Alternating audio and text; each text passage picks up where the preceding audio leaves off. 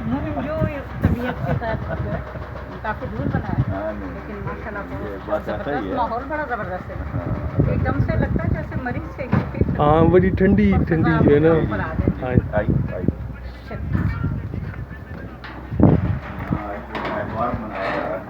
تو ناظرین، ہم محمد حمید شاہد صاحب کے گھر، جن کا تعارف کرانا جو ہے وہ بذات خود اس کی ضرورت محسوس نہیں ہوتی،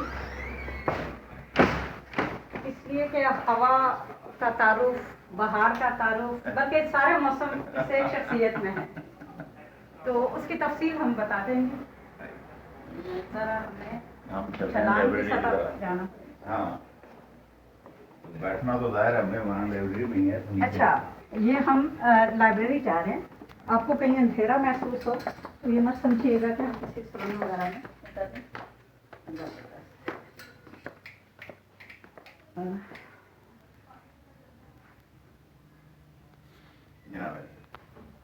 بہت زبردست واج یہ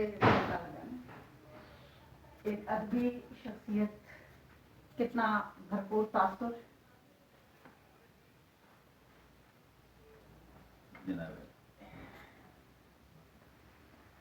آپ ہمیں ڈائریکٹ جو ہے نا کتابوں کی دنیا میں لے آئے. ہم تو جاننا چاہ رہے تھے کہ وہ پہلے حمید شاہد کہاں سے چلے، آئے کہاں سے، وہ جو گریجویٹ سفر ہے، تو پھر کتابوں میں تو کھو گئے نا. ایک بار کتابوں میں گئے تو پھر وہ پلٹ کے باہر نہیں نکل سکے، جہاں تک ہمارا اندازہ اور علم ہے. تو سفر کہاں سے شروع ہوا؟ نہیں، میں بیسیکلی تو یہاں اسلام آباد تو آیا تھا ملازمت کے سلسلے میں، اور یہیں آ کے بس گئے. پنڈی گیب جو یہاں سے 110 کلومیٹر دور ہے، اچھا، اٹک ضلع میں، اچھا، تحصیل ہیڈ کوارٹر ہے، وہیں پیدا بھی ہوا، اور وہیں وہ میرا گاؤں آپ کہہ لیں، میرا شہر کہہ لیں، وہیں پلا پڑا. پھر وہاں سے فیصل آباد چلا گیا ادھر یونیورسٹی میں. اوکے. وہاں اپنی تعلیم مکمل کی، اور اسی زمانے میں ادب کی طرف بھی گیا. اچھا. تو وہاں سے پھر ملازمت کے سلسلے میں مختلف جگہوں پہ گھومتا گھماتا. آپ غالباً زرعی بینک میں جاب کرتے رہے؟ میں زرعی بینک میں جاب کرتا رہا. تو یہ ٹپکل وہ تعلیم جو ہے، دیکھیں زراعت کی تعلیم تو میں نے ہارٹیکلچر میں آنرس کے ساتھ کیا تھا. تو ہارٹیکلچر ظاہر ہے پھولوں کی اور پھلوں کی اور سبزیوں کی اور تو اس کی سائنس ہے ساری. تو جن دنوں میں یونیورسٹی سے فارغ ہوا تھا تو میں نے ایف ای ایل میں ایڈمیشن لے لیا تھا پنجاب یونیورسٹی میں. اچھا. لیکن ہوا یہ کہ پھر آہستہ آہستہ والد صاحب کے ادھر بیمار تھے وہ، تو ان کی خبر آئی کہ وہ بہت شدید بیمار ہیں. اچھا. تو پھر میں چھوڑ چھاڑ کے چلا آیا ادھر، اور اسی عرصے میں ان کی ڈیتھ ہو گئی. تو پھر وہ سلسلہ جو ہے ایف ای ایل والا یا ایل ایل بی والا وہ رک گیا، اور شکر ہے کہ وہ رک گیا. شکر کیوں کیا ذرا؟ جو کچھ آج کل ہو رہا ہے، میں آپ جو ہے جو کچھ آج کل ہو رہا ہے، جی جی، تو یہ انتہائی تکلیف دہ. یہی ہم کہنا چاہ رہے کہ سارے موسم جو ہے اس ایک شخصیت میں ہے.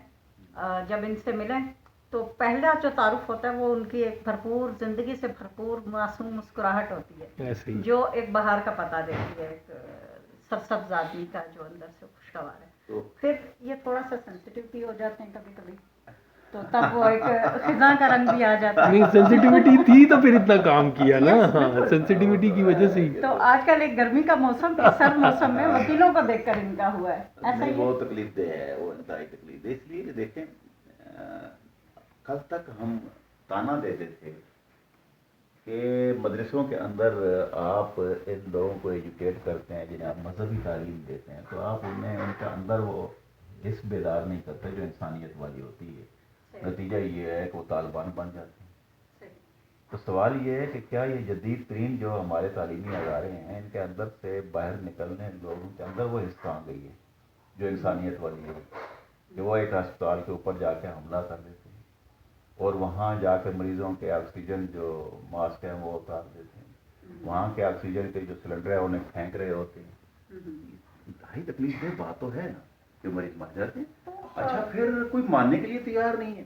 یعنی سب سے بڑی تکلیف دہ یہ بات بات تو ہے، یہ بالکل ہے ایسے ہی. کہ وہ لوگ جو ان کے سینئر ہیں وہ بھی, مجھے تو بڑی تکلیف ہوئی جب وہ بڑے سینئر اور جن کی ہم عزت کیا کرتے تھے اور انہیں کہتے تھے کہ یہ بہت اچھے ہیں, لیکن وہ بحیثیت گروہ اپنے ان کالی بھیڑوں کی وہ پشپ نہیں کر رہے ہیں. بنائی کرنے اور حمایت کرنے کا حمایتیہ بیان دے رہے ہیں, حالانکہ انہیں اسے کنڈیم کرنا چاہیے. رضا ربانی میرے لیے بہت ہمارے لیے محترم بڑا تھے. محترم ہے کیونکہ ان کا بڑا ایک ان کا نام سینٹ کے مجھے بڑی تکلیف چیئرمین ہوئی کی ہے اور حیثیت سے میں بھی بڑا اور مایوس ہوا ہوں اس انداز سے. اس کا مطلب یہ ہے کہ ہمارے پاس کوئی انسانیت کا کوئی پیمانہ نہیں ہے جس پہ ہم میئر کر سکیں لوگوں کو اور اپنے گروہ کو, اور کہہ سکیں کہ ہاں برے کو برا کہہ سکیں اور اچھے کو اچھا کہہ سکیں. حمید شاہ صاحب دیکھیں, رضا ربانی کی دو حیثیتیں, قانون بنانے والے بھی اور قانون کی تشریح کرنے والے. نہیں, اور اس کے علاوہ بھی انہوں نے انسانی جو ایشوز ہیں اس کے اوپر انہوں نے بڑا آواز اٹھائی ہے, اور جب بھی وہ بات کرتے ہیں تو وہ ہمیں یہ محسوس ہوتا ہے کہ وہ انسانیت کے ساتھ جا کے کھڑے ہوں گے. بالکل ایسا ہی, لیکن یہاں ایسا نہیں ہوا. تو اس طرح کی چیزیں جو ہیں تکلیف دیتی ہیں, اس لیے وہ ہم یہ نہیں کہہ رہے کہ اب دیکھیں خود ڈاکٹروں کا رویہ بھی کوئی اتنا مناسب نہیں ہے, ہم اس کی بھی حمایت نہیں کر سکتے. اور ظاہر ہے کوئی بھی حادثہ ہوتا ہے وہ یکدم تو نہیں ہوتا, اس کے پیچھے ایک صورتحال موجود ہوتی ہے, اس کی پرورش ہو رہی ہوتی ہے. بالکل ایسے ہی ہے. لیکن سوال یہ ہے کہ جب کہیں نہ کہیں تو اسے روکنا چاہیے. صحیح. اگر ایک گروہ برا ہے اور دوسرا برائی کا برائی سے جواب دے رہا ہے تو ہم اسے کیسے اچھا کہہ سکتے ہیں؟ تو ناظرین دیکھیں حمید شاہد کے اندر کا حساس آدمی کس طرح سے بولا ہے, اور پوری طرح سے. غالباً کم لوگوں نے اتنی بھرپور آواز اٹھائی ہے, چھوٹی چھوٹی آوازیں تو اٹھی ہیں, لیکن ایک مجموعی طور پر پوری چیزوں کا احاطہ کرتے ہوئے انسانیت کے ناطے, تعلق کسی سے بھی ہو, کسی گروہ سے ہو, کسی پیشے سے ہو, پہلی اولیت جو ہے وہ انسانیت کی ہے. تو یہ مجموعی سے آپ کو کیا لگتا ہے, ہم بطور انسان یہ جو جتنا ہمارا خطہ ہے, کیا ایسا نہیں ہے کہ ہم چاہے مدرسوں میں ہوں, چاہے یونیورسٹیز میں ہوں, چاہے جس بھی لیول کے اس میں ہوں, اندر کہیں ہمارے خمیر میں کہیں کوئی کمی ہے, کوئی خرابی رہ گئی ہے, یا ہمارے تعلیمی ادارے مدرسہ تو چلیں وہ مرتکب ہوا اس چیز کا, یونیورسٹیاں کیسے مرتکب ہو گئیں؟ دیکھیں یہ چھوٹی سی بات نہیں ہے, اس کے پیچھے ایک پورا فنامنا موجود ہے. اب آپ کہیں گے یار ایک جو بڑے بڑے ممالک ہیں اور وہ امن کے علم بردار ہیں اور پوری اقوام متحدہ موجود ہے, اس کے وہ رکن ہیں, اور وہ دعویٰ کرتے ہیں کہ جی فلاں جگہ سے ہم اسلحہ جو ہے وہ برآمد کریں گے, اور وہ ایسا ہے جو ماس ڈسٹرکشن والا ہے, اور وہاں سے اسلحہ برآمد نہیں ہوتا ہے لیکن اس ملک کو وہ تباہ کر دیتے ہیں. تو اس کا مطلب یہ ہے کہ یہ جو صورتحال ہے, ایسا کا یہ جو تشدد ہے یا غیر انسانی رویہ ہے, یہ بڑے بڑے ملکوں کے پاس بھی موجود ہے, ان کے اتحادیوں کے پاس بھی موجود ہے, اور عام فرد کے پاس موجود ہے. مجھے یوں لگتا ہے کہ پوری انسانیت کو تباہی کی طرف دھکیلنے والا یہ رویہ جو ہے یہ ملکوں کے اندر بھی پچھلے کچھ عرصے میں آیا ہے, اور گروہوں کے اندر بھی یہ موجود ہوا ہے. تو اس کی جڑیں بہت گہری ہیں اور ان کو سمجھا جانا چاہیے. میں یہ سمجھتا ہوں کہ دیکھیے جس وقت یہ کتنی تکلیف دہ بات ہوگی کہ امریکہ کا صدر ایک ایسا شخص ہوگا جسے میں ایک مقبوط الآواز شخص ہی کہہ سکتا ہوں, اور جو پوری ہوا دے رہا ہوگا مجرمانہ سرگرمیوں کی. ہندوستان کے اندر جو سربراہ ہوگا وہ ایسے فیصلے کر رہا ہوگا جو پوری جو اس کا اپنا امیج ہے ہندوستان کو اس کو تباہ کر رہا ہوگا. کشمیر کے اندر جو ظلم ہو رہا ہے آپ دیکھ رہی ہیں, اور ابھی جو تازہ ترین ان کے ہاں جو بل پاس ہوا ہے جس کے اندر انہوں نے مسلمانوں کو شریعت دینے سے انکار کیا ہے. تو آپ یہ دیکھیں یہ جو صورتحال, اور خود ہمارے ملک کے اندر جیسا فرد آیا ہے, آپ کہنے کو تو ہم اس کا احترام اسے کھلاڑی کے طور پہ دیا تھا, لیکن اس کھلاڑی نے جس طرح اس ملک کے اندر جو انارکی پھیلائی ہے, اس کے پیچھے مجھے تو یوں لگ رہا ہے کہ یہ سارا کچھ اسی پلان کا ایسا ہے جس میں ہم چھوٹے چھوٹے ایشوز کو ابھار کے انسانوں کی جو معصومیت ہے اسے ان کی معصومیت کو چھین لیا جائے. یعنی یہ اس آپ کا خیال ہے کہ یہ متشدد رویہ جو ہے یہ اچانک نہیں ہوا ہے, اس کو باقاعدہ پلان کیا گیا ہے اور پے در پے جو ہے مختلف ٹائم کے ساتھ جو ہے؟ جی یہ ہوتا ہے، اور بہت سارے خدشات، پتہ نہیں میں ان میں درست ہوں یا نہیں ہوں، لیکن میرے ہاں یہ خدشات موجود ہیں. مثلا میرے ہاں یہ خدشات موجود ہیں کہ آج ان جو 20-22 برسوں کے اندر جو کچھ ہمارے ملک کے اندر ہو رہا ہے، اس کے پیچھے ایک پوری سازش موجود ہے. میں یہ سمجھتا ہوں، اور بڑی نیک نیتی سے یہ سمجھتا ہوں، کہ ہمارے ہاں یہ شیعہ سنی کا جو فساد تھا یا ایک دوسری مغایرت تھی، یہ اتنی زیادہ نہیں تھی. ہم ایک دوسرے کا احترام کیا کرتے تھے. ہم نے ایسے جلوس دیکھے ہیں، ہم نے لوگ، اس کا مطلب یہ ہے کہ یہ ہمارے ہاں کچھ فاصلے پیدا ہوئی ہیں، ہمارے ہاں صوبائی سطح پہ فاصلے پیدا ہوئے ہیں، ہمارے ہاں لسانی صورت، یہ فاصلے جو پیدا ہوئے ہیں یہ بھی ایک پوری پلاننگ ہوتی ہے. بالکل یہ ایسی پلاننگ ہے جس طرح آپ دیکھیں کہ دوسرے ایک انتشار پیدا کر کے اس چیز کا جواز پیدا کر دیا جائے کہ کچھ نہ کچھ فیصلے کر لیے جائیں. تو ہمیں بہت احتیاط سے آگے بڑھنا ہوگا، اس لیے کہ اس وقت ہم بہت نازک ترین صورتحال سے گزر رہے ہیں. اس وقت افغانستان کے اندر امریکہ جو ہے وہ اپنی جان بچا کے نکلنا چاہتا ہے، لیکن اس خطے کو بہت سارے مسائل میں الجھا کے نکلنا چاہتا ہے تاکہ اس کی طرف انگلی ہے اور اس کی ناکامیوں کی طرف نہ جائے.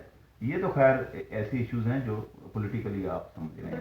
یہی ہم کہہ رہے تھے، ایک ادیب کی حیثیت سے آپ کو ہم نے پہلی دفعہ ان سارے معاملات پر اتنا کھل کر بولتے دیکھا ہے، تو وہ ہم اندازہ کر سکتے ہیں کہ آپ حساسیت کی کس سطح پر جا پہنچے ہیں کہ آپ ان چیزوں پر غالباً آپ پہلے اتنا زیادہ ان پر گفتگو نہیں کرتے تھے.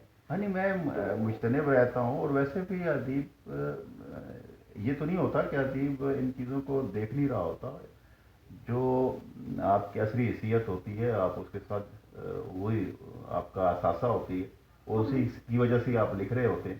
شاید صاحب ہم اسی سے ضمنی سوال ایک کرتے ہیں.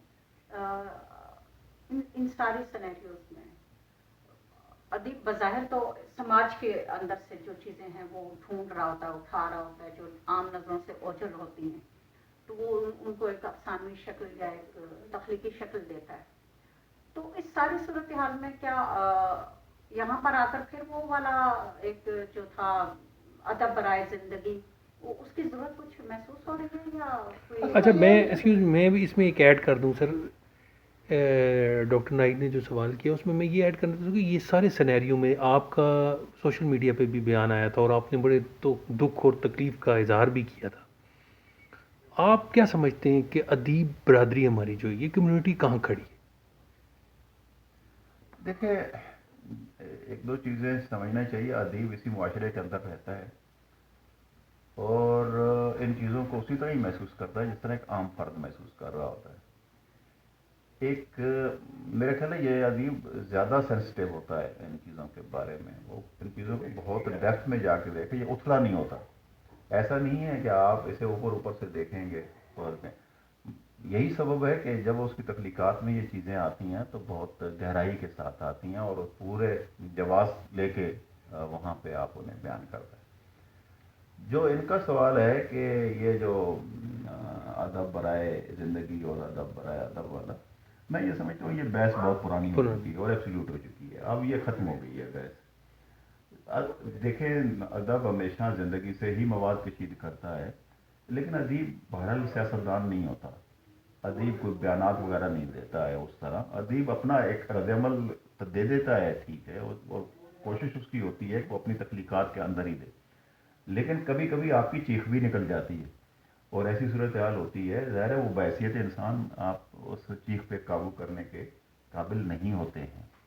تو ظاہر ہے اگر آپ رد عمل نہیں دیں گے تو آپ اپنی زندگی کے بارے میں بھی آپ کو سوچنا چاہیے کہ آپ زندہ ہیں بھی یا نہیں اس معاشرے کے اندر. تو یہ تو ایک ہمارا زندہ رہنے کا جواز ہوتا ہے کہ ہم اپنا رد عمل کسی نہ کسی صورت میں دے رہے ہوتے ہیں، کبھی اپنی تخلیق کے اندر، کبھی ایک سرسری سا یا اس موقع کی مناسبت سے کوئی بات اپنی کہہ رہی. لیکن بنیادی کام ہمارا بہرحال ایسا ہی ہے کہ اپنی تخلیق کے ساتھ جڑے جائیں اور اسی کے اندر ہی اپنا اظہار کریں ہر چیز کا. اچھا، ہمیں شاید صاحب آپ کی جو تخلیقات ہیں بنیادی طور پر ہم آپ کو جو دیکھتے ہیں جو بہت زیادہ منظر عام پر جس حیثیت میں آپ سامنے آتے ہیں، وہ یا شاید ہمارا احساس ہے وہ بطور نقاد زیادہ آتے ہیں. تو کیا آپ نے تنقید میں زیادہ کام کیا ہے یا تخلیق پر زیادہ, یا پھر وہ تنقید نے اس کو متاثر کیا ہے؟ اصل میں ہوتا یہ ہے کہ تنقید تو آپ کو فوراً نظر آ جاتی ہے لیکن تخلیق کے لیے آپ کو پڑھنا پڑتا ہے اور کتابیں دیکھنی پڑتی ہیں اور رسائل دیکھنے پڑتے ہیں. اگر آپ دیکھیں گے تو میرا بنیادی حوالہ تو تخلیق کا ہی ہے, تخلیق کا. لکھنے کا, افسانہ لکھنے کا, اور اس کی طرف ہی متوجہ رہتا ہوں, کہانی کی طرف ہی. اور اگر آپ تنقید کا بھی دیکھیں گے تو بنیادی طور پہ میں اسی موضوع کے اوپر ہی بات کر رہا ہوتا ہوں کہ فکشن کیا ہے اور فکشن کیسے لکھی جا سکتی ہے اور فکشن کے اپنے مباحث کیا ہیں. تو اس کا مطلب یہ ہے کہ میں دونوں صورتوں میں اس تخلیق کو سمجھنے کی کوشش کر رہا ہوں یا اسے تخلیق کو برتنے کی کوشش کر رہا ہوتا ہوں. صحیح. تو میرا تو یہی ہے کہ سمجھنا بھی, اور ایسا نہیں ہے کہ میں اس سے پہلے کسی اور موضوع پہ نہیں لکھتا رہا ہوں. جیسے میں نے اپنی زندگی کا آغاز جو کیا وہ مضامین سے کیا, یا تاریخ کے اوپر لکھنے سے کیا, یا سیرت النبی صلی اللہ علیہ وسلم پہ میری پہلی کتاب آئی تھی. پھر میرے افسانوں کے مجموعے بعد میں آئے تھے. اس سے پہلے میں انشائیہ بھی لکھتا رہا ہوں. تو یہ ایسا ہے کہ آپ جس وقت شروع کرتے ہیں لکھنا تو آپ مختلف اصناف میں لکھتے ہیں, لیکن آخر آپ چلتے چلتے ایک جگہ پہ جا کے ایک نقطے پہ ٹھہرتے ہیں اور سمجھتے ہیں کہ ہاں میں اس میں بہتر انداز سے اپنے آپ کو اپنی شخصیت کا اظہار کر سکتا ہوں اور یہ مجھے اپنے کلاوے میں لے سکتی ہے. تو یہ صنف ہے جس نے مجھے اپنے کلاوہ, بڑا مزے کا لفظ آپ نے استعمال کیا. اس میں کوئی شک نہیں ہے کہ بڑے زبردست الفاظ استعمال کر دیں, اور اس میں وہ جو گرماہٹ ہے اور وہ جو ایک شفقت ہوتی ہے وہ فوراً در آتی ہے. تو آپ کی تخلیقات کیا ہم دیکھ سکتے ہیں, کیا کتابیں جو ہے وہ ہاں اس کو اگر اس طرح کہہ لیں کہ دیکھیں ہمارا تو انتصاب کہانی کے حوالے سے ہے, تو ہم یہ چاہیں گے کہ پہلے آپ یہ بتائیں کہ آپ کی پہلی کتاب کا جو انتصاب ہے وہ آپ نے کس کے نام لکھا, اور ریسنٹ کمنٹ تھی وہ میری بند آنکھوں سے پرے تھی, اور اتفاق یہ ہے کہ شاید یہاں پہ نہیں ہو, لیکن اس کا انتصاب جو نہیں, پہلی کتاب تو پیٹری جمیل تھی نا, یعنی یہ آپ سیرت النبی کی کتاب ہے, اور یہ اس کا پہلا ایڈیشن ہے, کوئی 7واں ایڈیشن ہے. اس کے بعد اس کا جو ایڈیشن آیا ابھی لیٹسٹ جو آیا وہ بھی اس وقت میرے پاس نہیں ہے, وہ بک کارنر نے چھاپا اور بڑا خوبصورت کر کے اسے بڑے سائز میں چھاپا ہوا. تو اس کا جو پہلا انتصاب یہ ہے امی اور ابو کے نام, کہ وہ ساری کہانی جو میرے سینے کے مابس میں کبوتر بن کر پھڑ آتی ہے انہیں سے معتبر ہے. یہ پہلا انتصاب تھا. شاعر بھی ہے نا, لیکن شاعرانہ حوالہ ذرا پیچھے چلا گیا. ہاں, تو یہ اس کے بعد وہ کتاب آئی تھی جو افسانوں کا مجموعہ ہے وہ بند آنکھوں سے پرے, وہ اتفاقاً یہاں پہ نہیں ہے. نہیں, یہ تو کوئی اور ابھی ریسنٹلی جو ہے اس میں وہ بتا دیں کوئی. اچھا وہ میں اس کی بتاتا ہوں, وہ یاسمین کے نام ہے. اچھا زبردست, یہ تو ہم بات کریں گے, ابھی کو تو ہم ویسے ہی تلاشی نظریں جو ہے. اسی عرصے میں جو کتاب آئی نثری نظمیں جنہیں آپ میں لمس نظمیں کہتا ہوں, تو لمحوں کا لمس جو تھی یہ کتاب بھی اسی عرصے میں آئی, اور یہ بھی انتصاب اس کا میں دیکھ لیتا ہوں کیا اس کے نام جس کا مسکن نجابت کا صفاق حالہ ہے. اب یہ کون ہے اللہ ہی جانے. چلیے ہم بھی کھوج نہیں کرتے. یہ اصل میں یہ کتاب جو ہے جی جی یہ بیسیکلی چھپنی نہیں تھی. اچھا. کیونکہ میں شاعری یا نظمیں لکھنا چھوڑ چکا تھا. جب یہاں آیا تو ہمارے ایک دوست ہیں, آپ بہت اچھی طرح جانتے ہوں گے, محترم بشیر حسین ناظم صاحب. ٹھیک ہے, تو علامہ بشیر حسین ناظم نے ہوا یہ کہ ایک دن ہم بیٹھے ہوئے تھے عکاس میں طارق نعیم کے ہاں. ٹھیک. تو طارق نعیم کے ہاں بیٹھے ہوئے تھے, تو وہاں سے اٹھ کے نکلے تو وہ ایک ڈائری میں یہ نظمیں لکھ رہی تھیں. اچھا. تو ڈائری وہ جو تھی ناظم صاحب کہتے ہیں بیٹھ گئے میرے پاس گاڑی میں, کہتے مجھے اپنے گھر تک ڈراپ کر دیں. تو راستے میں وہ جیسے ہوتا ہے وہ چیزیں دیکھ رہے تھے, تو اس میں سے وہ ڈائری ان کے ہاتھ لگ گئی. اچھا. تو گاڑی وہ کہتے ہیں یار یہ تو مجھے کوئی کام کی چیز لگتی ہے, یہ میں لے جاؤں. میں نے کہا بس لے جائیے. جوہری کے ہاتھ لگ گئی. آپ کی ہوئی.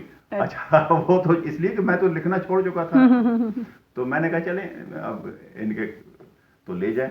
تو مجھے یہ نہیں تھا کہ میں نے کہا چلے وہ لے لی بس ٹھیک ہے، میں اپنی طرف سے مکمل دے دی تھی اس کو. اچھا اچھا. اچھا لیکن وہ ایک ہفتے کے بعد آئے اور انہوں نے اس طرح جو لکیردار کاغذ ہوتے ہیں جس پہ بچے پیپر دیتے ہیں نا، اچھا اچھا. تو وہ لکیردار کاغذ اس نے ایک پورا دستہ سا تھا، ہاتھ سے لکھا ہوا انہوں نے ساری نظموں کو ٹرانسلیٹ کر دیا تھا انہوں نے انگریزی میں. اور انہوں نے کہا یار یہ اتنی اچھی نظمیں تھیں کہ میں نے پڑھتا گیا اور میرا دل کیا کہ میں نے ٹرانسلیٹ کر دوں. اب وہ جب انہوں نے ٹرانسلیٹ کر دی تو جو ایک دو جو اس میں نہیں شامل تھیں وہ پھر بشیر حسین اپنے شوکت واسی صاحب جو مرحوم ہیں جی جی جی جی بہت سینئر لکھنے والے، تو انہوں نے وہ ٹرانسلیٹ کر دی. تو وہ کر کے تو یوں یہ جو دونوں کتابیں ہیں دی ٹچ آف مومنٹس اور لمحوں کا لمس، یہ وہ اکٹھی زبردست. اردو اور انگلش دونوں. انتصاب کس کے نام انہوں نے کیا تھا جو انگریزی ٹرانسلیشن؟ یہ میری بچیوں کے نام پہ ہے، 3 بیٹیوں کے نام پہ ہے. جو ہماری بیٹی ثنا ہے، زمشا اور نائمہ ہے، تو یہ انتصاب ان بچیوں کے نام پہ ہوا. یہ جوہری کے ہاتھ لگ گئی نا، ورنہ آپ تو دبائے بیٹھے تھے. امت شاہ صاحب جو ہیں کافی خوش قسمت رائٹر اس حوالے سے بھی ہیں کہ یہاں یہ تو گاڑی میں پیچھے کوئی پبلشر کتاب جا کے چھاپ کے اور ٹرانسلیٹ کر کے دے دیتا ہے. ادروائز تو آپ کو پتہ ہے ہمارے یہاں کیا حال ہوتا ہے کہ وہ مسودہ لے کے جو ہے نا رائٹر. ہاں نہیں یہ بڑی محبت ہے آپ کے لیے یہ بڑا یہ میرے لیے اعزاز ہے. آپ ہر حوالے سے ہے تو مجھے شروع سے سینئرز کی ایک محبت حاصل رہی، ان کی طرف سے التفات حاصل رہا. یہ بہت کم ہوتا ہے، لیکن میرا خیال ہے کہ اگر آپ لفظ کے ساتھ خالص ہیں، مخلص ہیں اور اس کے ساتھ جڑے ہوئے ہیں تو آپ کو اندازہ ہی نہیں ہوگا کہ آپ کو کہاں کہاں سے مدد مل رہی ہے، آپ کے ساتھ محبت کرنے والے کہاں کہاں موجود ہیں. تو یہ تو ہوتا ہے.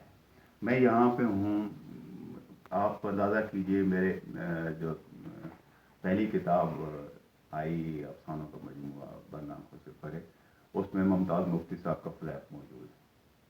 اور آپ یقین کریں گے کہ میں نے مفتی صاحب کے پاس خود نہیں گیا تھا. اچھا اس پہ احمد امین قاسمی صاحب کا فلیپ موجود ہے. اور یہ بھی یقین کیجئے کہ میں احمد امین قاسمی کے پاس خود نہیں گیا تھا. ہاں اس میں منشا یاد صاحب کا اس میں دیباچہ موجود ہے، ان کے ساتھ میری یہاں پہ دوستی تھی اور یہاں پہ ہمارا آنا بیٹھنا تھا. تو چونکہ میں اور ہمیں کتاب کیوں نہیں آ رہی، میں نے کہا جی بس وہ تیار کر لیے. کہتے کدھر مجھے دو مسودہ، تو انہوں نے مسودہ لیا اور اس کا دیباچہ دیا.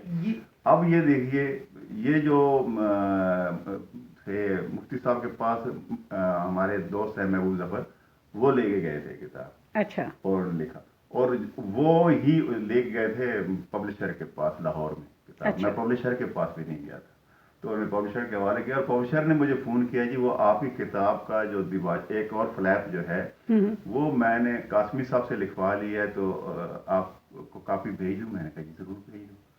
تو یہ پہلی کتاب. یہ سوال ہوتا ہے، میں یہ کہہ رہا تھا، ہم یہ بھی ڈسکس کر رہے تھے کہ امت شاہ صاحب کی یہ بڑی خوش قسمتی ہے، اللہ تعالیٰ کی ان پہ بڑی مہربانی ہے اس حوالے سے کہ مطلب ایک ڈائمینشن نہیں ہے جس میں ہم خوشخبری جو ہے یا خوش قسمتی جو ہے وہ اس کا احاطہ کرے. لیکن آپ اس میں یہ سوال میں آپ سے پوچھوں کہ کتنی کتابیں ہیں جو آپ لے کے گئے خود پبلشر کے پاس، اور یہ جو ابتدا میں کیونکہ جب یہ 3-4 بکس آ گئی تھی تو آپ کا مارکیٹ ویلیو بھی اس طرح سے، کیونکہ شیلف لیول جو ہے رائٹر کے لیے ہوتا ہے نا، اور لکھ بھی رہے تھے آپ. دیکھیں میری پہلی کتاب جو پیکر جمیل آئی تھی مجھے پبلشر کے پاس نہیں جانا پڑا. ایک نمبر ٹھیک ہے، یعنی پہلی کتاب ہی جب آئی تھی تو مجھے پبلشر کے پاس نہیں جانا پڑا تھا. پبلشر خود آ کر اس نے وہیں سے کام شروع ہو گیا. یہ جو تھی کتاب یہ محبوب ظفر میں نے کہا آپ کو تو وہ لے گئے تو اس پہ آئیے. اس کے بعد ہم نے اپنا ایک پبلشنگ کا ادارہ بنایا. ہمیں بڑا اچھا لگا کہ یار یہ دیکھو کتنا اچھا ہے کہ یہ کتابیں جو ہے وہ پبلشر چھاپ لیتے اور وہ کر لیتے، تو چلو اپنا ایک ادارہ بنا. تو ہم نے اس ادارے کے تحت بھی بہت سارے دوستوں کی بھی کتابیں چھاپی، اپنی بھی کچھ. کیا ادارے کا نام بتائیں؟ اس وقت استارہ نام رکھا اور پھر بعد میں القلم بھی اس کا نام کر دیا تھا. جب شوکت واسی صاحب ہمارے ساتھ شامل ہو گئے تھے لیکن وہ بھی القلم بھی ہے. لیکن وہ بھی پھر آخر میں مجھے اندازہ ہوا کہ نہیں مجھے میرا بہت سارا وقت یہ لے لیتے تو میں اسے چھوڑ دوں. پھر میں نے اسے چھوڑ دیا. حالانکہ اس میں ہم نے کوئی 100 کے لگ بھگ کتاب چھاپ دی ہوگی، لیکن اس کے باوجود میں یہ سمجھتا ہوں کہ ایک ادیب کا کام تو وہ نہیں ہے. وہ بہت سارا وقت اسے چاہیے ہوتا ہے اس میں وہ اور clerical کر نہیں کام پاتا، ہوتا ہے، ہاں۔ اور کر نہیں پاتا. تو جو یہ دوسری کتاب تھی جنم جہنم، یہ اصل میں اسی استعارہ کے تحت چھپی ہوئی، ٹھیک. جس کا ذکر ابھی ہم کر رہے تھے نا. تو یہ کتاب جو ہے جنم جہنم، یہ اسی جنم استعارہ دیکھیے اچھا اس وقت کا. G8 میں رہ رہا تھا تو یہ ہم نے اس وقت اس طرح چھاپی تھی کتاب. تو اس کا انتصاب جو ہے جی افسانوں کا دوسرا مجموعہ ہے. تو اس میں بڑے بھائی جو ہیں اور جتنے بھائی ہیں ہمارے ان کے نام پہ اس کا انتصاب ہے. اچھا اچھا. جاوید، خورشید، وحید، نوید، زاہد کے نام، کہ جن کی محبت میرے لہو میں دوڑتی. تو یہ انہی کے نام پہ تھی.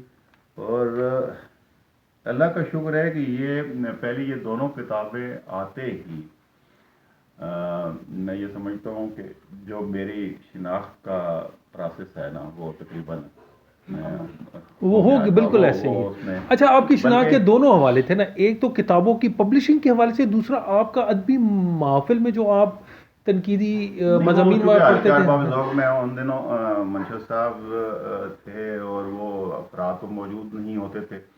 تو حلقے کا الیکشن ہوا تو انہوں نے کہا کہ نہیں آپ سیکرٹری ہو جاؤ، تو میں سیکرٹری ہو گیا. آپ حلقے کے سیکرٹری بھی رہے؟ سیکرٹری بھی میں یہ ہماری ایک خبر ہے. تو اس وقت یہ ہو گیا جناب. اس میں کہاں ہو رہا تھا حلقہ؟ اس وقت اقبال ہال میں. اقبال ہال میں تھا حلقہ اس دنوں. اور اقبال ہال میں یہ اجلاس ہوتے تھے.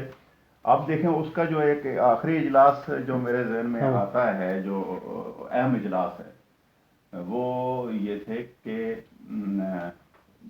دور کی آواز منشد صاحب کی کتاب جو تھی اس کی تقریب تھی. وہ اس میں پروین شاکر والا مجھے میں کہتا ہوں آخری اجلاس وہی تھا. اچھا. پروین شاکر مرحومہ اس دن وہ رات میرا خیال ہے پی ٹی وی پہ ایک ریکارڈنگ بھی تھی جو ایوارڈز والی تھی، وہ انہوں نے کرنی تھی یا کر کے گئی تھی. تو وہی کپڑے انہوں نے پہنے ہوئے تھے جو تقریب میں انہوں نے وہاں پڑھا. ایک اہم مضمون پڑھا تھا، وہ مضمون گم ہو گیا، مل نہیں رہا. لیکن منشد صاحب کو بڑی اہم مضمون تھا. آپ دیکھیں اس تقریب میں شریک ہونے والوں میں اشفاق احمد تھے، بانو قدسیہ موجود تھیں، خود منشد صاحب تو ظاہر ہے ان کی کتاب کی تقریب تھی. ہم لوگ سارے اس میں وہ شریک تھے. تو یہ اس لحاظ سے بڑی اہم تقریب تھی وہ میرے دور کی. آپ کے پھر ہم نے وہاں سے یہ اجلاس میرے زمانے میں ہی منتقل ہوا اکیڈمی میں. اچھا. اس میں مجھے ایک خاصی ایک رد عمل بھی تھا، اس لحاظ سے کہ ہمارے دوستوں کا خیال تھا کہ ہم کسی سرکاری عمارت میں ہوں گے تو انفلوئنس نہ ہو جائیں اکیڈمی کے ساتھ. تو میں نے کہا ہم یہاں بھی سرکاری عمارت میں ہیں جو سی ڈی اے کی عمارت ہے، اور یہاں سے اگر وہاں ہو جائیں گے تو اس لیے کہ سی ڈی اے والے ہمیں ذرا تنگ کرنے شروع کر دیے تھے. وہ بیسیکلی تو انہیں کسی اور چیز کے لیے وہ چاہیے تھی جگہ. تو میں نے کہا بجائے اس کے کہ ہم جگہ جگہ ایسی جگہوں پہ ایسے منتقل کریں جہاں سے روز ہمیں اپنا سامان اٹھا کے کسی اور جگہ لے جانا پڑے، تو مناسب ہے کہ ہم وہاں جا کے چلے جائیں. تو کہتے ہیں جی اگر وہ ہمیں اجازت نہیں دیں. میں نے کہا ہم وہاں جائیں گے اور یہ ہمارا حق ہے، وہ ہم جگہ ان سے لے لیں گے. اچھا، اس کا مطلب یہ ہے کہ جو آج کل جہاں ہلکا باب ذوق کے گرما گرم اور زبردست اجلاس ہوتے ہیں تو وہ اس کا سہرا آپ کو ہے؟ میرا سہرا نہیں ہے، وہ منشد کریڈٹ آپ پہ ہے، لیکن اسے ہمیں بڑا مشکل سے، مثلا اس میں ضیاء صاحب کو جو ہے ضیاء جلندری صاحب کو اعتراض تھا. ضیاء جلندری صاحب کو منانا پڑا کہ نہیں کوئی بات نہیں، ہم اس کو اگر لے جائیں. دیکھیں ہم یہ جو اقبال ہال ہے یہ بھی سرکاری بلڈنگ ہے. تو کہتے ہیں نہیں یہ روایت ہوتی ہے اکیڈمی کے پیج پہ اثر انداز نہ ہو، اور وہ چونکہ براہ راست ادبی ادارہ ہے تو وہ ہم آپ کی رائے پہ اثر انداز ہو سکتا ہے. تو ہم نے انہیں کہا کہ نہیں، ہم ہلکے والے اتنے آسانی سے قابو میں نہیں آنے والے ہیں. اچھا سر، ہاں ہاں، یہ پشت کے پیچھے جو ہے وہ کیا کہتے ہیں، ہر مرد کی کامیابی کے پیچھے ایک عورت کا ہاتھ ہوتا ہے، تو ہم اس ہاتھ کی تلاش میں. السلام علیکم بھابھی، کیسی ہیں؟ اور وہ ہاتھ ہمیں آ کر نظر آ گئے. اچھا سر، جو بھابھی کے نام آپ نے انتصاب کیا تھا وہ کون سی؟ وہ کتاب اب میرے پاس نہیں ہے سر. یہ تو پھر دیکھیں نا، یہ تو میرے ساتھ آتی ہے.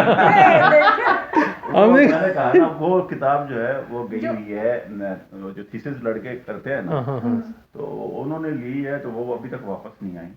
تو جب اچھا۔ آ جائیں گے تو پھر انشاءاللہ وہ تو بڑی تو اہم جو تیسری کتاب جو جس کا ذکر ہم کر رہے نہیں تھے وہ وہ اس لیے انتصاب ہے تاکہ مجھے آگے کام کرنے دیا جائے. Very good. اچھا ہے اچھا ہے. آج کھل کر بولی.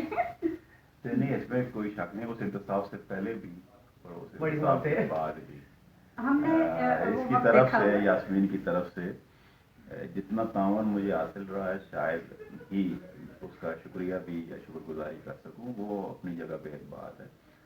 صرف مجھے نہیں, جو ان بچوں کے ساتھ یہاں تک پہنچنے تک بہت, یعنی میں تھوڑا سا ایسا ہوں کہ اپنی دنیا میں رہنے والا بالکل آدمی ایسا ہوں, ہی ہے. پڑھنے پڑھانے کی طرف زیادہ میرا رغبت رہی ہے.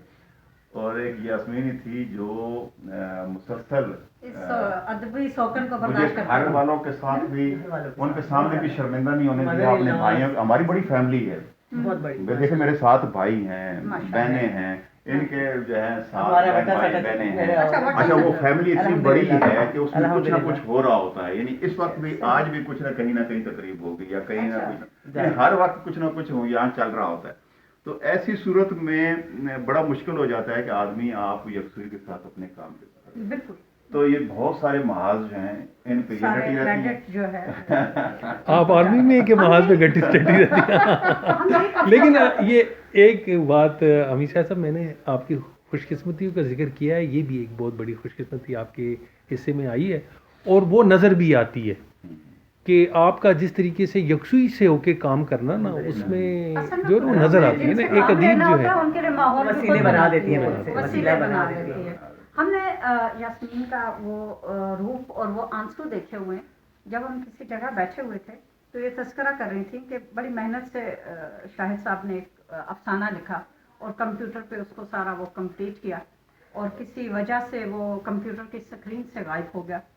اب نہیں وہ ایسا تھا کہ وہ ہاتھ سے پینسل سے لکھتے تھے. یہ پینسل, اچھا. یہ کتاب جو ہے, تو یہ کتاب ہے جنم جنم, یہ اس کا ٹائٹل سٹوری ہے وہی جس کی میں اور بات یہ کر دو رہا ہوں. اس پہ ہے, مطلب 3 3 پارٹس میں ہے یہ دیکھیے یہ اور کہانی بہت جو لینتھی ہے, افسانہ تھا. یہ بڑی 3 حصوں میں مشکل سے ہے. یہ تکمیل کو پہنچا, اور آخر پہ امی صاحب خوشی خوشی آؤ تو میں سناؤں. جب دیکھا تو انہوں نے وہ رف سمجھ کے جو پھاڑا وہ نیٹ تھا. او مائی. پھر ہم بیٹھے, ان کے پیجز جوڑے, انہیں ٹیپیں لگائیں. اب یقین کریں کہ وہ بہت مشکل ٹائم تھا, بہت. اس وقت ہم نے اس کا ذکر کرتے ہوئے جو ان کی ابھی بھی آنکھوں ایسے میں ہوتا ہے, ابھی بھی ایسے ہے. وہ آنسو آپ اب بھی دیکھ سکتے ہیں.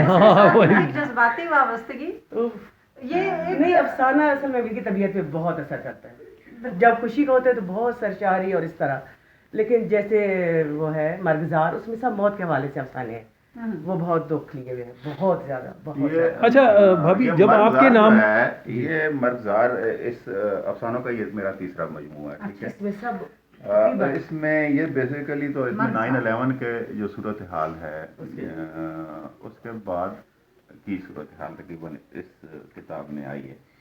تو اس کا انتصاب جو ہے وہ بیٹے میرا جو ہے, اچھا, سعد حمید کے نام ہے, کہ وہ کہانی جو پرکھوں سے مجھ تک پہنچی, آنے والے دنوں میں اس امانت کی کرامت کا وارث اسے ہونا ہے انشاءاللہ. تو یہ اس میں یہ معروف افسانے آپ دیکھیں, برشور ہے, رکی ہوئی زندگی, لوت پاری نغمے کا, ہاں جی, لوت تو زبردست افسانہ. تکلے کا گاؤ, 8 گانٹھ کمید, معذول نسل گانٹھ, دکھ کیسے مرتا ہے, سورگ میں سور, اکیلی موت کا قصہ, موت کا بوسہ, آدار اور آدمی مرغزار.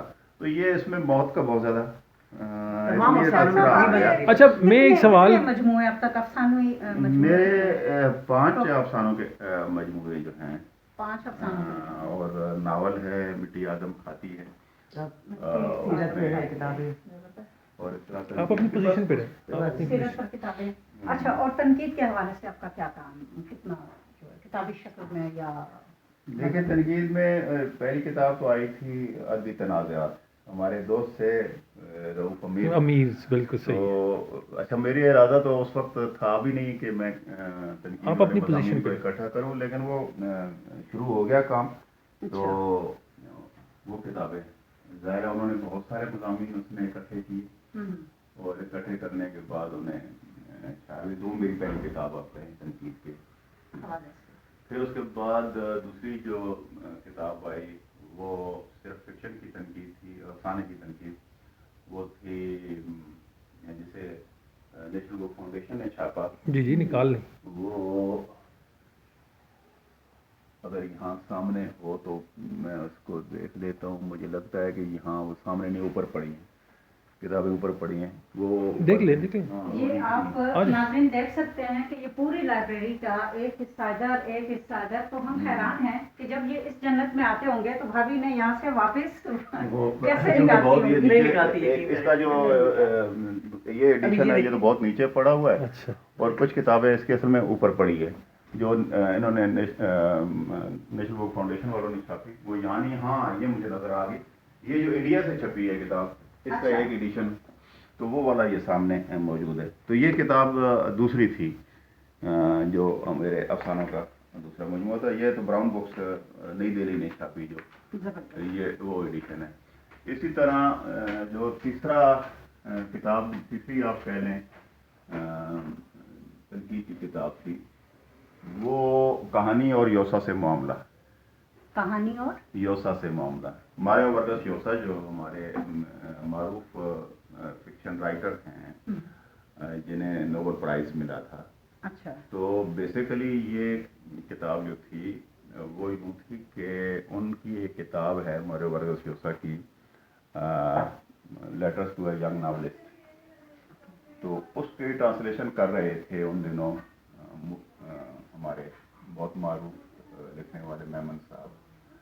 تو میمن صاحب نے وسکانسن یونیورسٹی میں، آپ جانتے ہیں کہ عمر میمن جو ہیں وہ پڑھاتے رہے، اور ان کی پچھلے کچھ عرصے میں ڈیتھ ہوئی ان کی. بہت سینئر ادیب تھے، اور طارق علی کے نام سے ان کی ایک افسانوں کی کتاب موجود ہے، اور بہت ساری ٹرانسلیشن انہوں نے کی.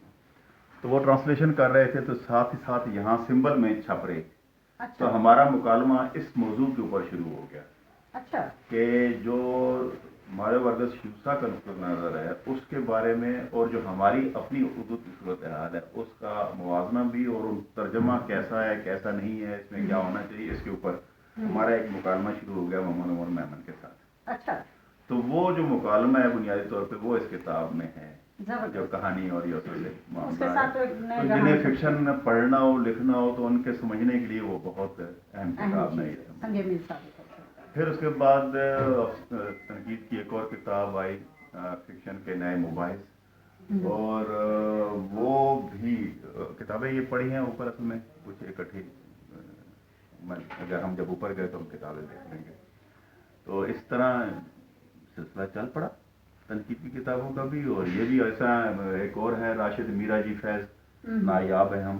تو یہ کتاب جو ہے راشد میرا جی اور فیض کو سمجھنے کے لیے. تو اب آگے کیا ہے سر، آپ کا کیا کام آ رہا ہے ان فیوچر میں؟ آپ کیا سمجھ رہے ہیں کہ افسانوں کی تازہ کتاب آئی، جیسے آپ دیکھ رہے ہیں سانس لینے میں درد ہوتا ہے، یہ تازہ ترین کتاب ہے جو افسانوں کے حوالے سے آئی. اور افسانے بھی لکھ رہا ہوں اور ناول بھی زیر قلم ہے. اگر جب تک مکمل ہوگا تو پھر، اور ایک ناول تو آپ دیکھتے ہیں کہ مٹی آدم کھاتی ہے، وہ تو آپ دیکھ سکتے ہیں، وہ ہے زبردست عنوان میں ایک پورا ایک. ہاں یہ بیسیکلی تو میرا مسئلہ تو آپ جانتی ہیں وہ رہا ایک اپنے وطن کے ساتھ جڑنا بھی ہے، زمین کے ساتھ بھی اور اپنے لوگوں کے ساتھ بھی. تو نتیجہ یہی تھا. میں واقعہ بیان بھی کرتے وقت جب میں لکھنے کی طرف راغب ہوا تو یہ شاید وہ 71 والا ہی واقعہ تھا. اچھا. اور اس رات میرے والد صاحب نے جس طرح اس کو محسوس کیا تھا، لگ بھگ وہ اپنے آواز کھو بیٹھے تھے، اور وہ بار بار آسمان کی طرف اشارہ کرتے تھے، جیسے کہتے تھے کہ جیسے یہ ٹوٹ کے گرنے والا ہے یا گر گیا ہے. تو وہ جو یہ ٹوٹ کے گرنا ہے یہ میرے اندر ہی کہیں نہ کچھ توڑ گیا تھا، اور وہ میں لکھنے کی طرف آگے. وہ تب سے بہت عرصہ تک میں اس موضوع پہ لکھنا چاہتا تھا، لکھ نہیں پا رہا تھا. پھر یہ ہوا کہ یہاں جو زلزلہ آیا، اور شدید زلزلہ آیا، اور بہت کچھ ہم نے اپنی آنکھوں سے دیکھا، بہت کچھ ٹوٹتے اور گرتے اور بکھرتے اور لوگوں کو مرتے، اور پھر ایک بے حسی کو بھی دیکھا قومی سطح پہ جو ہمارے ہاں ان لوگوں کے ساتھ ہمارا رویہ رہا. تو اس نے میرے اندر پھر ایک کہہ لیں ایک آغاز دے دیا. تو اس طرح میں یہ ناول جو ہے وہ لکھ پایا. یہ یہ شروع وہاں سے ہی ہو رہا وہاں سے. ہے جہاں سے یہ یہاں جو زلزلہ آتا ہے تو پھر یہ جاتا ہے جا کے اس مشرقی پاکستان کے ہمارے ہم سے الگ ہونے ہاں کی سے ماضی وہ کی طرف جی سفر وہاں کرتا جا ہے. کے اس کو دونوں بھون جال بنیاد کی طرف ہاں یعنی اس کی طرف جو میں لکھنا چاہ رہا تھا تو اس کو وہ جا کے اس نے ایک راستہ دیا. تو بیسیکلی یہ ہماری پوری جو رویہ ہے قومی سطح پہ سانحات. ہمارے اداروں کا بھی اور سب کا بھی. اب اس پہ کون مجرم ہے یہ بتائے گا، لیکن میں انسان کے ساتھ کھڑا ہوا ہوں اس میں صحیح. اور انسان ہی کو میں نے دیکھنے کی سمجھنے کی کوشش کی ہے. اچھا جو ادارے ہیں آپ تو مجموعی اداروں کی بات کر رہے ہیں، ادبی اداروں سے کس حد تک مطمئن ہیں؟ ان کی جتنی بھی کاوشیں ہیں، اگر اس کو میں اس سوال میں ضم کر دوں ہم یہ کہ ادب کی خدمت ایک لفظ ہے، کیا واقعی ادب کی کوئی خدمت ہے، کر سکتا ہے، کسی نے کی، یا سب اپنی دیکھیں یہ جو زوال آتا ہے نا یہ کبھی ایک ادارے پہ نہیں آتا ہے. اب یہ کہیں یار کہ یہ ادبی ادارے جو ہے ان پہ زوال آ گیا ہے اور باقی ادارے بچ گئے، ایسا نہیں. خرابی یہ ہوئی ہے، خرابی جب اوپر سے آتی ہے تو پھر آہستہ آہستہ سب جگہ پہ یہ آپ دیکھیے جیسے دھول اڑاتے ہیں نا تو وہ یہ نہیں دیکھتے کہ یہاں میرے گلدان پڑا ہوا ہے اور یہاں میری کتاب پڑی ہوئی ہے، یہاں میری اینک رکھی ہے، وہ سب کے اوپر وہ آ جاتی ہے دھول، وہ اڑتی ہے اور سب کے اوپر جلتی ہے. اس طرح ہی یہ جو نائلی ہے جب یہ اوپری سطح پہ آئے گی تو اس کے اثرات ساری جگہوں پہ آپ کو نظر آئیں گے. آپ اچھے آدمی نہیں رکھیں گے، برا آدمی ایک بہت اچھے ادارے کے اوپر آپ بٹھا دیں گے تو وہ اس کو بٹھا دے گا، اور ایک اچھا آدمی باصلاحیت آدمی کو ایک بالکل کمزور ادارے کے سربراہ بنا دیں گے تو وہ اسے اپنے قدموں پہ کھڑا کر دے گا. تو بس یہ دیکھنا ہوتا ہے کہ کس معیار پہ وہ لے گیا. مثلا ایک آدمی کے اندر ہی اسے اندازہ نہیں ہے کہ اعلیٰ ادب کیا ہوتا ہے تو وہ چھاپ کے عام سطحی سی کتابیں اور وہ کہے گا یار یہ تو بیسٹ سیلر ہو گئی ہیں تو میں نے کما لیا، تو اسے ادارے کی جو ساکھ ہے وہ کمزور ہو جائے گی. تو یہ دیکھنا پڑتا ہے کہ آپ کیسا آدمی کس جگہ پہ بیٹھا رہے ہیں. تو ہمارے ہاں خرابی یہ ہوئی ہے کہ اس ادبی اداروں کے ہاں نہیں، ملک کے دوسرے اداروں کے اندر بھی ایسا ہی ہوا ہے کہ ایسے افراد کو بٹھا دیا گیا ہے جو پراپر پلیس کے اوپر پراپر مین جیسے ہونا چاہیے ویسا نہیں ہوا ہے. لیکن پھر بھی میں یہ سمجھتا ہوں جیسے اچھے کچھ افراد پچھلے دنوں میں رہے ہیں اور جنہوں نے کم از کم اس کی ساکھ کو برقرار رکھا ہے. دیکھیں ادبی اداروں میں بہرحال ایک ایسے شخص کا ہونا بڑا ضروری ہے جس کی بطور ادیب بھی ایک پہچان ہو، اس کی ساکھ ہو اور منتظم بھی اچھا ہو. یہ دونوں اگر خصوصیتیں نہیں ہوں گی یہ ضروری ہے، ورنہ وہ مارا جائے گا. ہاں اگر وہ ادیب ہے لیکن منتظم اچھا کون مارا جائے گا یہ بتائیں؟ ادارہ مارا جائے گا یا مارا جائے گا؟ اچھا نہیں دیکھیں ایک بات اور بھی سمجھنے والی ہے. ایک تو یہ دیکھنا چاہیے کہ بڑے ان کا لمیٹڈ سکوپ ہوتا ہے ادبی اداروں کا اور ہم ان سے بہت زیادہ توقعات رکھ دیتے ہیں. ان کے اپنے بڑے مسائل ان کے موجود ہوتے ہیں. وہ ان کی حیثیت ایک کہہ لیں ایک نمائشی قسم کی زیادہ ہوتی ہے کہ یار ایک ادارے موجود ہیں اور اس میں آپ جاتے ہیں اور اگر یہ اچھا کام کر رہے ہوں تو بہت اچھا ہے. لیکن ایک لکھنے والا، میں جس طرح اپنے آپ کو سمجھتا ہوں، میرا کام تو لکھنا ہے نا، تو مجھے پڑھنا ہے، تو مجھے ان اداروں نے کیا دینا ہے. اس لیے ایک ادیبوں کو بطور خاص جو کریٹو پروسیس کے ساتھ جڑے ہوئے ہیں ان کا مسئلہ یہ ادبی ادارے نہیں ہے اور شاید ان کو وہ زیادہ کچھ سپورٹ بھی نہیں کر سکیں گے. ان کا کام تو اپنے لکھنے کے ساتھ ہونا چاہیے نا. آپ اس کے ساتھ پڑھیں گے کیونکہ اس میں خرابیاں بڑی ہو جاتی ہیں. اگر آپ ان اداروں کے ساتھ بہت زیادہ امید رکھیں گے تو ان کا کوئی پتہ نہیں چلتا ہے نا. ان کو تو بہت سارے دباؤ کا شکار ہو رہے ہیں. کمزور آدمی ہے نا، کمزور ادارے ہیں، بہت سارے دباؤ کا شکار ہوتے ہیں. وہ ایسی چیزیں بھی آپ کے سامنے لے جو معیاری نہیں ہوں گی. ایسے لوگوں کو انعام دے دیں گے جو جن کے لیے فون آ جائے گا. انعامات کی جہاں تک بات آئی وہ تو کافی زیادہ تنازعات کا شکار ہے. ہمیں ایک سوال یہ کرنا تھا کہ یہ جو ہمارے ہاں ادب کا ایک دم سے طوفان سا اٹھا ہے، آج دن کا میلے ٹھیلے ہیں، تقریبات ہیں، مشاعرے ہیں، دیگر بہت ساری چیزیں ہیں. یعنی پنڈی اسلام آباد میں تو جیسے ایک زلزلے کی سی کیفیت ہے. تو तो क्या ये अदब को कुछ फायदा दे रही हैं या इसको हल्का कर रही हैं, क्या हो क्या है? देखें अदब की आप सुबह समाजी कहीं से बैठे होते हैं, शाम को किसी और स्टेज पर होते हैं, यानी हमारे अदीब को ना जैसे एक मसरूफियत ऐसी मैसर आ गई जो उसकी तख्लीकियत से जो है काफी हटकर है। असल में देखें एक ज़माना था कि किताब वैसे ही मरकज़ में नज़र आती थी।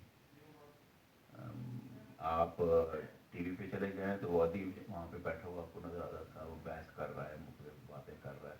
किताब छपती थी तो फौरन खबर दूसरी जगह पहुँच जाती थी। फिर आप देखें कि टेक्नोलॉजी वगैरह जो आई तो उसके साथ ही आपकी मसरूफियात भी बढ़ गई।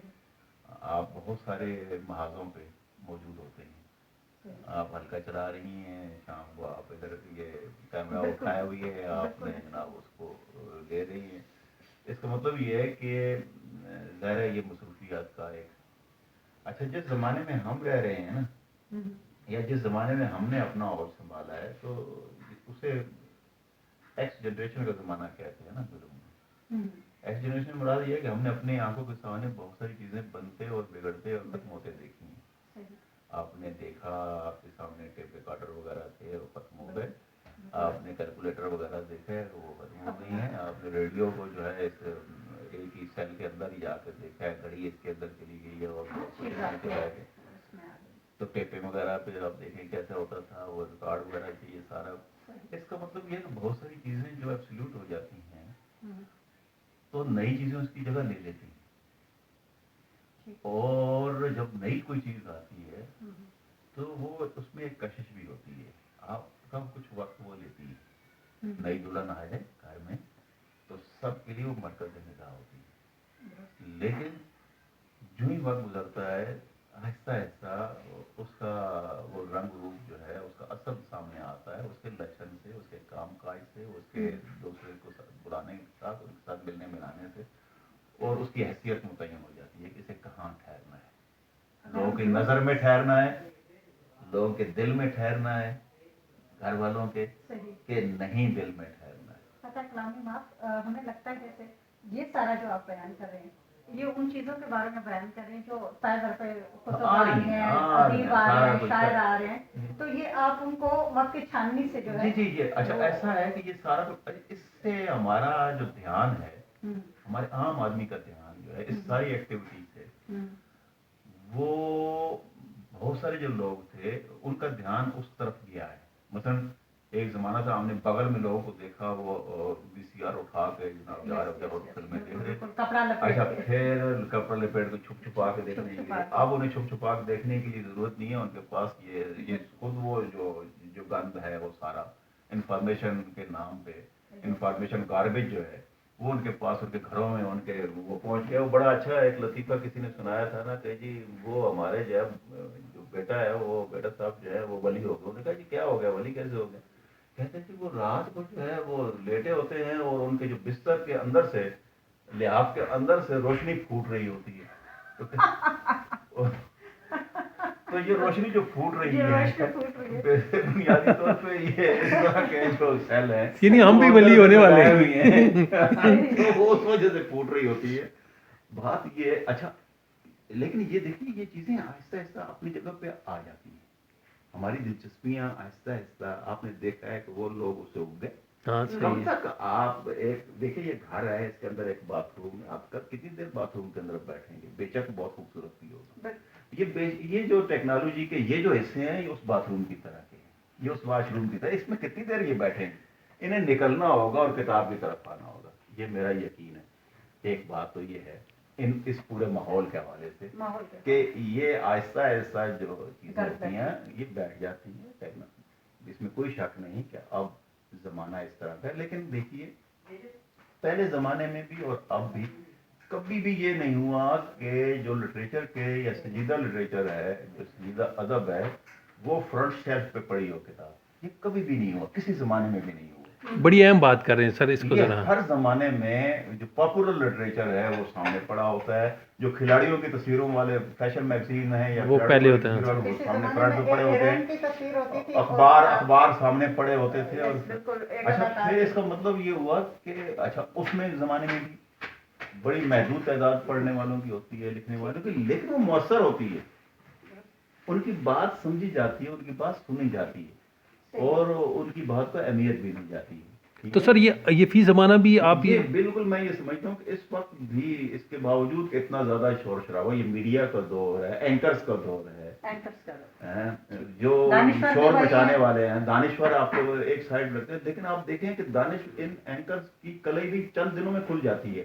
4 پروگرام میں دیکھتے ہیں، 5 دن آپ کہتے ہیں یار یہ لفافہ صافی ہے، یا یہ جو ہے یہ دیکھیں جی یہ کیسی باتیں کر رہا ہے، ایسے کچھ سمجھ نہیں ہے.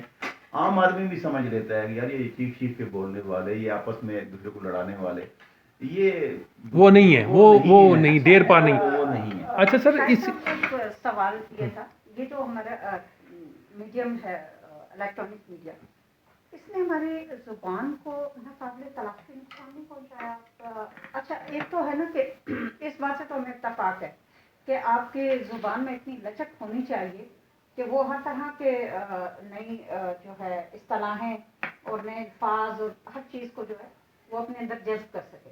لیکن آپ کا پورا محاورہ چینج ہو جائے، آپ کا لب و لہجہ چینج ہو جائے، جیسے ہم بات کر رہے ہوتے ہیں تو کہتے ہیں اس معاملے کے اوپر، اس معاملے اس کے اندر، تو یہ ایک پورا، اور ادیب برادری بھی وہی جملے استعمال کر رہی ہے، شاعروں کو بھی دیکھا وہی چیز استعمال کر. ٹیلی ویژن نے اتنا متاثر کیا ہے کہ ادیب جس کی جڑیں اتنی مضبوط ہیں ادب کے ساتھ، وہ کیسے متاثر ہو رہا ہے اور اس سے کیسے بچیں ہم؟ اچھا پہلی بات تو یہ ہے کہ زبان جو ہے مختلف سطحوں پہ بنتی ہے. یہ کبھی بھی نہیں ہوا کہ یہ بہت صاف ستھری جو جگہ ہیں وہیں پہ زبان چلے گی، اور جو بہت گندی جگہ ہیں وہاں پہ وہ دیکھیے 2-4 لغت پڑھی ہیں، کوئی بھی اٹھا کے لے آئیے تو میں آپ کو دکھاؤں گا کہ وہ جو پرانے دلی کے جو عامیانہ محاورے تھے اور عامیانہ لفظ ہیں وہ بھی اس کے اندر موجود ہیں. اور وہ جو آپ کی صاف ستھری زبان ہے وہ بھی آپ لکھنؤ کے وہ جو محلوں میں اس میں جا کے آپ کہہ لیں دربار میں بولی جانے والی صاف ستھری زبان ہے، دھلی ہوئی زبان ہے، وہ بھی موجود ہے. اس کا مطلب یہ ہے کہ زبان تو کوئی بھی ہو وہ مختلف سطحوں پہ بنتی اور رہتی ہے. اس میں آپ کے عام آدمی جو ہے وہ شریک ہوتا ہے. لیجیے جناب چائے پیے. ساتھ ساتھ ہم چائے بھی پیئیں گے اور یہ گرما گرم چینی نہیں ہے چلتی رہے گی. اور ہم چینی اگر پینی ہے چینی ڈال ایک ڈلوا لیں. ہم جو ہے نا اس بات کی بات نہیں کر رہے، ہم مجموعی لہجے کی بات. اچھا اب ایک میں اس کے پیچھے میکنزم کی بات کر رہا تھا، اور اردو زبان جو ہے اس میں ایک خوبی یہ بھی ہے کہ ایک تو یہ کہ اس کے اپنا اوریجن جو ہے، یعنی یہ آپ یہ نہیں کہہ سکتے کہ جناب یہ علاقہ ہے اور یہیں سے یہ اسی کے صرف اس نے لفظ لیے، اس نے تو ہر جگہ سے لفظ لے لیے ہیں.